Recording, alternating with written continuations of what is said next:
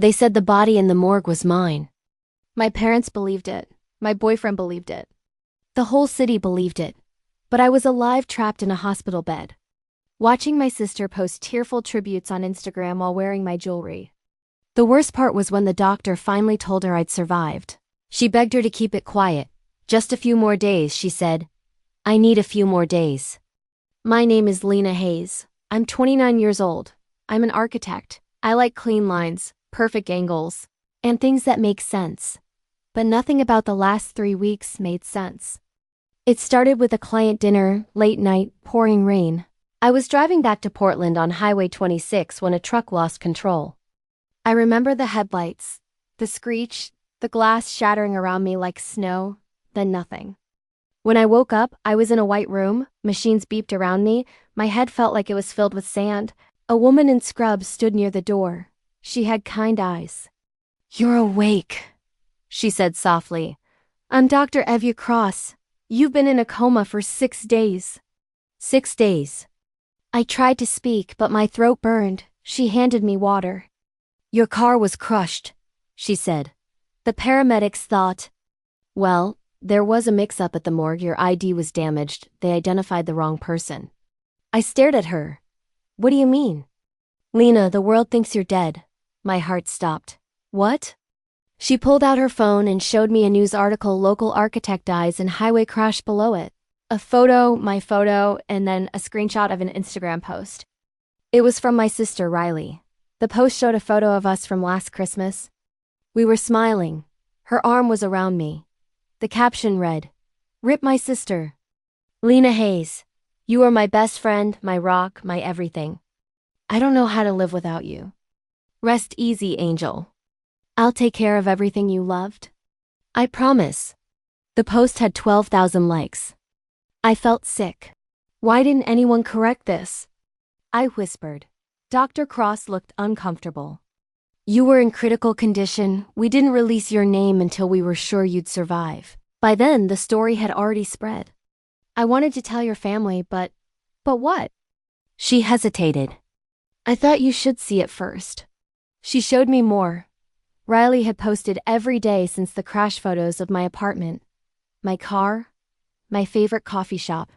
She was wearing my clothes, my jewelry. She even posted a photo at my desk, sitting in her chair, feeling her presence. Miss you, sis. I couldn't breathe. There's more, Dr. Cross said quietly. She scrolled to another photo, Riley and a man holding hands, smiling at a sunset. It was Cal, my boyfriend. The caption, healing together. She would have wanted this. I felt something break inside me, not my heart, something deeper, something that couldn't be fixed. I want to go home, I said. Lena, you need rest. I want to go home. Dr. Cross sighed. You need at least another day. Your injuries were severe. You had internal bleeding. Broken ribs, a fractured skull. You're lucky to be alive. I don't feel lucky, I said. She sat down beside my bed. I know this is hard, but you need to be smart about this. If you go home now, in your condition, you could hurt yourself. And then what? Riley wins? I looked at her. What do you mean? I mean, don't let her take your life twice. Once was enough. 2 days later, I was discharged. I didn't call anyone. I just took a cab to my apartment near the riverfront. The same modern glass-walled condo I'd saved 3 years to buy. The driver kept looking at me in the rearview mirror. You okay, miss? He asked. I'm fine. You look familiar. Have we met before? I don't think so. He shrugged and turned up the radio. A news report was playing. Something about traffic. I closed my eyes and tried to breathe. When we pulled up to my building, I paid him and got out. My legs felt weak. Everything hurt. I stood outside the door. My door, I still had my keys. I knocked. Footsteps inside, then the door opened. Riley stood there. She looked good, really good. She was wearing my favorite sweater, the gray one I bought in Seattle. Her hair was styled the way I used to wear mine. Even her makeup looked like mine. For a second, she froze. Her eyes went wide. Her mouth opened, but no sound came out. Then she smiled. That smile, calm, controlled, like she'd been expecting me. Lena, she said softly, You shouldn't have come back, everything was finally perfect. I felt my hand shake. Perfect. She stepped aside, letting me in. My apartment. My furniture, my life, except now it smelled like her perfume. There were photos on the walls I didn't put there. A pair of men's shoes by the door, Cal's shoes. I walked through the living room. Everything was different. My books were gone, replaced by her magazines, my plants were dead. My coffee table had her laptop on it. Where is he? I asked. Out, she said. He'll be back soon. He went to get groceries. We're making dinner tonight. The word felt like a knife. I turned to her. You told everyone I was dead. You were supposed to be. The words hung in the air like smoke. Riley, do you know what it's like? She said suddenly. Her voice cracked. Living in your shadow? Everyone loves Lena, Lena the architect, Lena the perfect daughter, Lena the girlfriend everyone wants. I stared at her. So you just took my life? You weren't using it. I wanted to scream, to cry, to grab her and shake her. But I didn't. I just stood there. Mom and Dad, I said. Do they know? She shook her head. No. And they won't. Not from you. What? She stepped closer. You disappear again, Lena. You leave. You start over somewhere else. I'll give you money, a car, whatever you need. But you don't come back. You don't ruin this. Ruin what? My own life? It's not yours anymore. I laughed. I couldn't help it. You're insane. No, she said calmly. I'm finally happy. And you're not taking that away from me. The door opened behind me. I turned. Cal walked in. He had grocery bags in his hands. He looked tired, older, like grief had aged him. His hair was longer. He hadn't shaved in days. Then he saw me. The bags fell. Apples rolled across the floor. Eggs cracked. Milk spilled. Lena? He whispered. I nodded. He didn't move. He just stared like I was a ghost. How? His voice broke. They said you were dead. I went to your funeral. I buried you. You buried an empty casket, I said. He looked at Riley, then back at me. I don't understand. She knew, I said. She knew I was alive, and she didn't tell you. His face changed. Confusion turned to shock. Shock turned to anger. What? He said. Riley laughed. It was a soft, bitter sound. Oh, Lena, always so dramatic. Tell him, I said. She crossed her arms. Fine, yes, I knew Dr. Cross called me 4 days ago. Oh, me 4 days ago. She told me you were awake. She thought I'd want to know. Cal's face went pale. You knew? For 4 days? And I made a choice, Riley said. A choice that was best for everyone. You lied to me, Cal said. His voice was shaking now. I protected you, she snapped. You were finally healing, finally moving on, finally sleeping through the night without crying. And then she had to come back and ruin it. I didn't ruin anything, I said. My voice shook. You stole everything. I didn't steal it. I earned it by lying, by being there. Riley shouted. Where were you, Lena? In a hospital bed? I was here. I held Cal when he cried. I answered Mom's calls. I planned your funeral. I gave the speech. Me, not you. Cal looked at her like he didn't know her. Who are you? I'm the one who stayed, Riley said. I'm the one who sat with you every night while you cried. I'm the one who answered the phone when Mom called, sobbing, asking why this happened. Where were you, Lena? In a hospital bed, hiding? I was in a coma. And I held this family together. Silence. Cal turned to me. His eyes were wet. Lena, I thought you were gone. I thought I'd never see you again. I know. I didn't mean to. I know, I said again. Because I did, I knew Cal, he was soft. He was kind, he was easy to comfort, and Riley knew that too. He reached for my hand. I pulled away. I need time, I said. Lena, please. He nodded, then he looked at Riley. I need you to leave. What? Get out, he said quietly. Cal, you don't mean that. Get out of her apartment now. Riley stared at him. For the first time, she looked scared. Call now, Riley. Riley left, but not quietly. She slammed the door so hard the walls shook. I heard her footsteps in the hallway. Then nothing. Cal and I sat on the couch, my couch, the one I picked out at IKEA on a Sunday morning 2 years ago. I'm sorry, he said. For what? For believing it, for moving on, for falling for her? He didn't answer. I looked at him, really looked at him. Did you love her? I don't know, he said. I was grieving. She was there. It felt easy. Easy, I repeated. I'm sorry. Stop saying that. What do you want me to say? I don't know, I said. Maybe nothing. Maybe there's nothing to say. He looked down. I thought you were dead, Lena. I saw your car. It was crushed. There was blood everywhere. The paramedics told me you didn't make it. But I did. I know. And I'm glad. I'm so glad, but I don't know how to fix this. You can't, I said. Some things can't be fixed. He nodded slowly. So what now? I stood up. I need to see my parents. Do you want me to come? No. I drove to my parents' house in my own car. Riley had left the keys on the counter, probably out of spite. The house looked the same. White fence, red door, my dad's truck in the driveway, the garden my mom loved so much. I knocked. My mom opened the door. She was holding a dish towel. Her eyes were red like she'd been crying. She looked thinner, older. Then she saw me. The towel fell. Lena? I nodded. She screamed. Not a scared scream. A shocked, breathless scream. She pulled me into her arms so tight I couldn't breathe.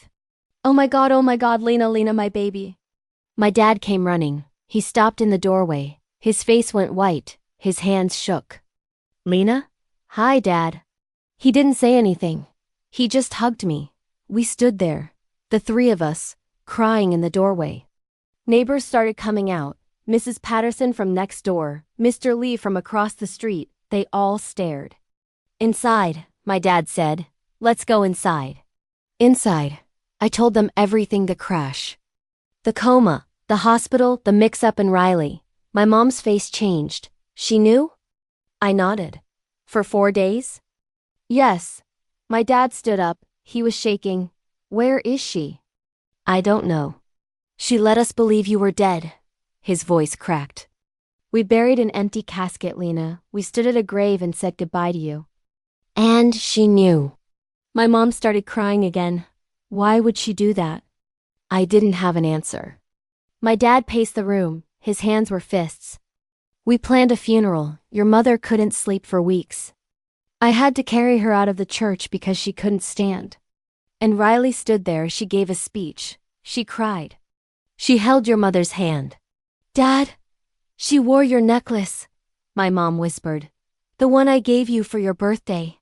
She said she wanted to feel close to you, and I gave her your favorite sweater. And your bracelet, because she asked for them. Because she said it helped her feel like you were still here. I felt cold. Where is she now? My dad asked again. I think she left Cal's place, I said. Maybe a hotel, I don't know. My mom wiped her eyes. I want to see her. I want to ask her why. Mom, I don't think. I need to know, Lena. I need to hear it from her. I need to understand how my daughter could do this to us. Riley didn't come home that night, or the next. But on the third day, she showed up at my parents' house. I was sitting in the kitchen when the door opened. She walked in like nothing had happened, like she hadn't just destroyed everyone's lives. Hey, she said. My mom stood up. Get out. Riley blinked. What? You heard me. Get out of my house. Mom, you lied to us, my mom said. Her voice shook. You let us mourn her. You let us bury her, and you knew she was alive. I was protecting you, Riley said. From what? From the truth, Riley shouted. That Lena was always going to come back. That she was always going to be the favorite. That no matter what I did, I'd never be enough. The room went silent. My dad stepped forward. You need help, Riley. I need help? She laughed. I'm not the one who faked my own death. I didn't fake anything, I said quietly. She turned to me. You should have stayed gone. Why? So you could keep pretending to be me? I wasn't pretending. I was being the version of you everyone actually liked. The version that wasn't so busy. The version that had time for people. The version that didn't make everyone feel small. That hurt more than I expected. My mom's voice was cold now. What does that mean? Riley looked at her. You know what it means? Lena was perfect. Lena got the grades. Lena got the scholarship. Lena got the boyfriend. Lena got the dream job. What did I get? Nothing, just leftovers, just comparisons, just, why can't you be more like your sister? That's not true, my mom said. Yes, it is. Riley's voice broke. You always compared me to her. Always, when I got a B, you asked why it wasn't an A like Lena's. When I brought a guy home, you asked why he wasn't more like Cal when I got a job. You asked why it wasn't at a big firm like Lena's. I was never enough. My mom started crying. Riley. I never meant, but you did, Riley said. And when she died, I finally had a chance. A chance to be the daughter you wanted. A chance to be loved without being compared. And it felt good. It felt so good. So you kept the lie going, I said. She nodded. Yes, I kept it going, and I don't regret it. Not for a second. My dad's face was hard. You need to leave, Riley. And don't come back until you're ready to face what you've done. Riley looked at all of us. Her eyes were wet, but she didn't cry. She just grabbed her purse and walked out. The next few weeks were a blur. I went back to work. My boss, a man named Derek, nearly fainted when he saw me. He thought he'd seen a ghost. My coworkers hugged me, some cried. One woman brought me flowers every day for a week. But it was strange. People looked at me differently. Like I was fragile, like I might disappear again. Like I wasn't really real. They whispered. I heard them. Can you believe it? I thought she was dead. What kind of mix-up is that? Her sister must be devastated. I wanted to scream. Riley wasn't devastated. Riley was a liar. I moved back into my apartment. Cal moved out. We didn't talk much after that first day. I think we both knew it was over. Too much had happened. Too much had broken. Trust doesn't come back from something like this. One night, he came by to pick up the last of his things. A box of photos, some books, his favorite camera. I'm sorry, he said at the door. I know. I really did love you, Lena. I know that too. He looked at me for a long time. Do you think you'll ever forgive me? I don't know, I said honestly. Maybe one day. He nodded. I hope you find someone who deserves you. I hope you find yourself first, I said. He smiled sadly.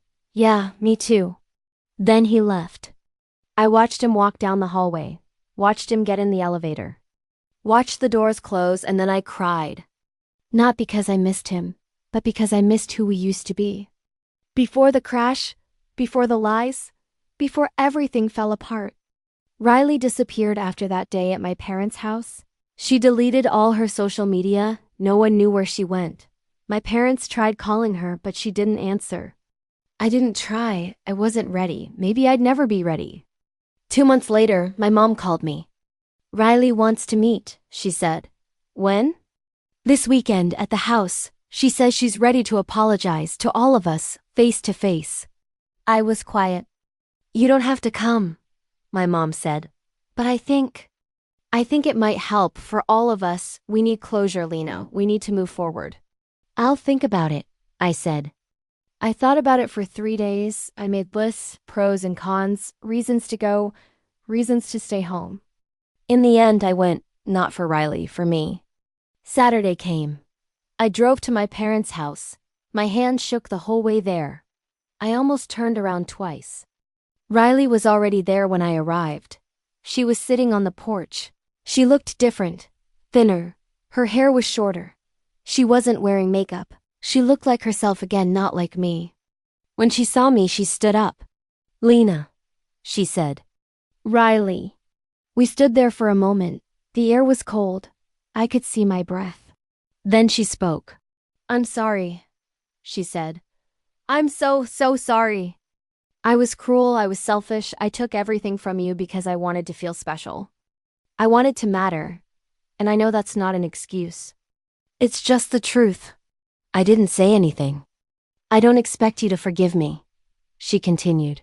I just wanted you to know that I see what I did and I hate myself for it every day, every single day. Don't, I said. She looked up. What? Don't hate yourself, I said. I did that for months, it doesn't help. It just makes everything worse. She started crying. I don't know how to fix this. You can't, I said. Not all the way, but you can start by being honest. With yourself, with me, with everyone, that's all you can do. She nodded. I'm trying. I know. We stood there in silence. Then my mom opened the door. Come inside, she said gently. Both of you. It's cold out here. We sat in the living room, all four of us. My mom made tea. The same kind she always made when we were kids, chamomile with honey. My dad sat quietly, watching. His face was unreadable.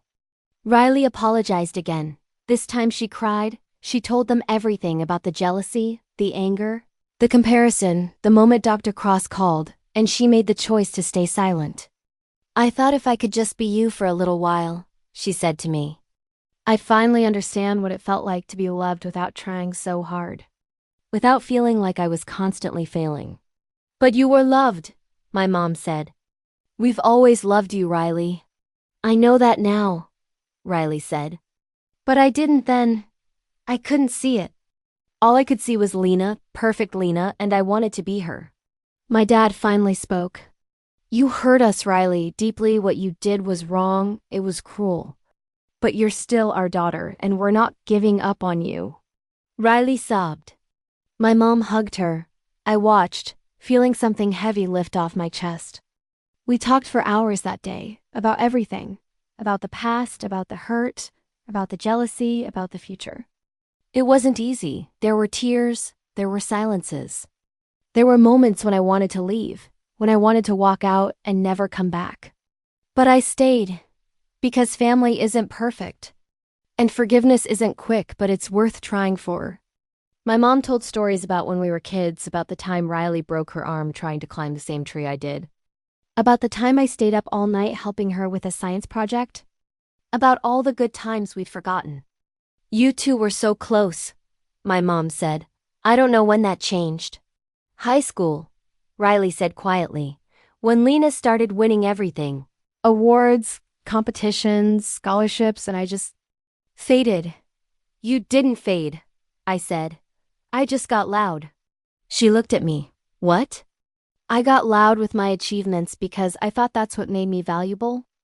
I thought if I wasn't winning, I wasn't worth anything. I never realized it made you feel small. It did, she said. But that wasn't your fault. That was mine. I made it a competition. You were just living your life. We sat with that for a while. It's been a year now. A full year since the crash. Since I died and came back. I still live in Portland. I still design buildings. I still drink coffee at the same shop, but everything feels different now. Lighter, clearer. Riley and I talk sometimes, not often, maybe once a month, but it's real now, honest. We don't pretend anymore. She's doing better. She has her own apartment in Seattle, a job she actually likes, a therapist she trusts. She's still in therapy. She says it helps. We're not close like we used to be. Maybe we never will be. But we're trying, and that's something. Cal moved to California, Los Angeles.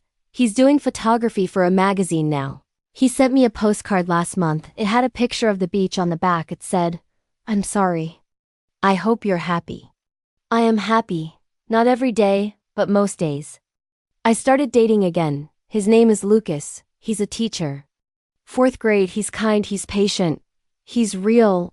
He doesn't know about Riley or the crash or any of it yet. But I'll tell him, when I'm ready, when the time is right. Because I learned something important through all of this. You can't crash your own funeral if you're too busy living. And I'm finally living.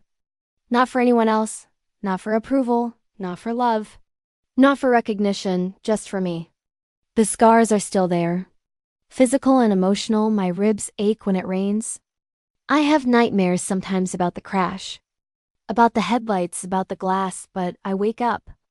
And I'm alive, and that's enough. The memory still hurts sometimes when I see a silver Range Rover. When I pass the spot on Highway 26 where it happened.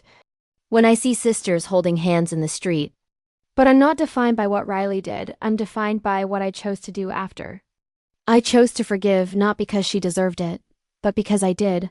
Because holding on to that anger was like drinking poison and expecting her to die. I chose to move forward, not forget. I'll never forget. But move forward anyway. And every morning, when I wake up in my apartment and see the sun rising over the river, I remember something important. I survived. I came back from the dead. And if I can survive that, I can survive anything. Riley took 3 weeks of my life, but she doesn't get the rest of it. That belongs to me.